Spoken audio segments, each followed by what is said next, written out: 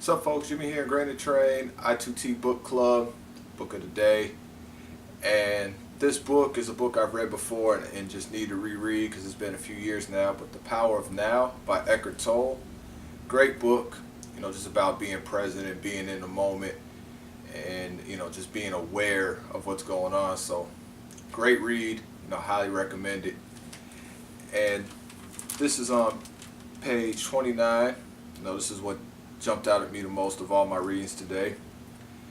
And it's a part of the book where somebody, may make a comment or a question from one of his seminars and he included it in the book. So somebody said, the present moment is sometimes unacceptable, unpleasant, or awful.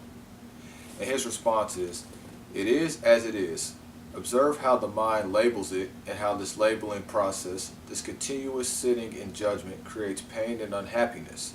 By watching the mechanics of the mind, you step out of its resistance patterns and you can then allow the present moment to be.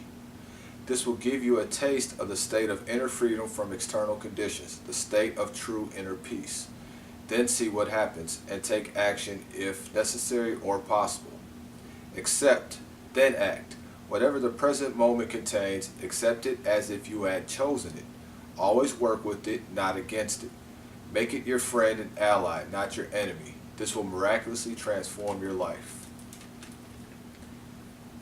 And the reason why this jumped out at me is because I remember years ago, when I was changing my life and getting better with my words and things like that, one of the mindset shifts that I had is exactly what he talked about in this book, which pretty much is acceptance. Whenever you encounter a situation, you have a choice. You can see the situation for what it is and deal with it accordingly, or you can see it for what you want it to be and then be upset because it doesn't align. And then your ego comes into play and it just makes the problem worse. So that's the mental battle that many people deal with today. Too many people are walking around and they're getting mad because they see things how they want to see it, and when the results aren't aligning with their perceptions and judgments, they're getting upset and they get mad and they get to comparing and just starts a whole whirlwind of negativity, and that's no good. You have to see things for what it is, not necessarily fair or unfair, right or wrong, moral, immoral. It is what it is. Take the emotion out of it and then act accordingly.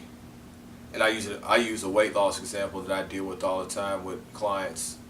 They'll be upset because they're on a new diet plan, they're working out, but their results aren't quite coming as fast as they think that it should, and then make the problem worse. They compare it to somebody else's weight loss story, or maybe somebody who is in shape but eats whatever they want, and they get upset, and then this whole mental battle just happens. And you can't do that. You're two different people. Your journey is your journey. You have to see what it is. Is it unfair that you may struggle losing weight while somebody else doesn't? Absolutely. But you complaining about it's not going to change that. It's not going to make you lose any weight any faster. That's not going to give you their results. So why put yourself through that mental battle? Why beat yourself up over it by comparing? That's all ego. You got to let that go. You have to see it for what it is. Okay, I'm a person who struggles to lose weight. My metabolism isn't that fast right now. But guess what? I'm doing the things that I need to do to reach my goals. I am eating healthier. I am exercising. You have to look at it from that approach, that you are doing the right things and that the results are going to come. The moment you shift away from that thinking into comparing and beating yourself up and letting the ego win, you're going to probably wind up quitting because you're going to be so frustrated that you're going to be like, oh, well, I'm just going to do what I want. I'm just going to go back to old habits. I'm going to eat the foods I've been missing. So you have to see things for what it is. And that's not for weight loss, anything in life. All right. I use myself as an example. Was it fair that I was one of the best athletes in the country coming out of college with 4.3 speed, a 43-inch vertical, and I didn't make it to the NFL? Of course. Of course it wasn't fair. There was guys who weren't as athletic as me that's got several looks, several invites to camps and things like that, who had agents helping them out. Was that fair? No, it wasn't fair. But guess what?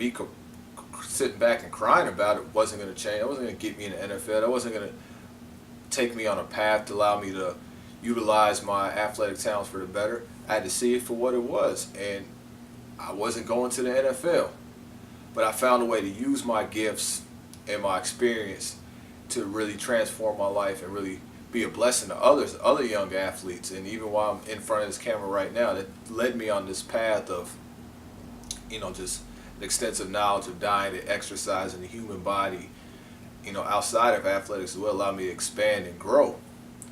And that's what happens when you see the situation for what it is. You make the most out of each situation. If I had just pointed like, oh, it was not fair, these guys aren't as good as me, and they're not as fast as me, they couldn't jump as high as me, they got their shot, why didn't I get mine? And I'd probably still be that guy, the mad individual complaining about that to others, my shoulda, coulda, woulda stories. But I was fortunate enough to learn this lesson years ago during a time where I was changing my life. See things for what it is, not what I want it to be. Alright, so again, powerful message. This will really help you out in a lot of situations. Alright, so do your best, take yourself take the emotions out of the situation, see it for what it is at face value, and then make the best decision how you can grow and learn from it. Alright. Got any comments, questions, stories? I'd love to hear from them. I'm hoping that these readings can really generate some dialogue and some sort of discussion. That's why I call it a book club. But I'm having fun with it. I hope this message means something to you, and again, we can talk about it some more.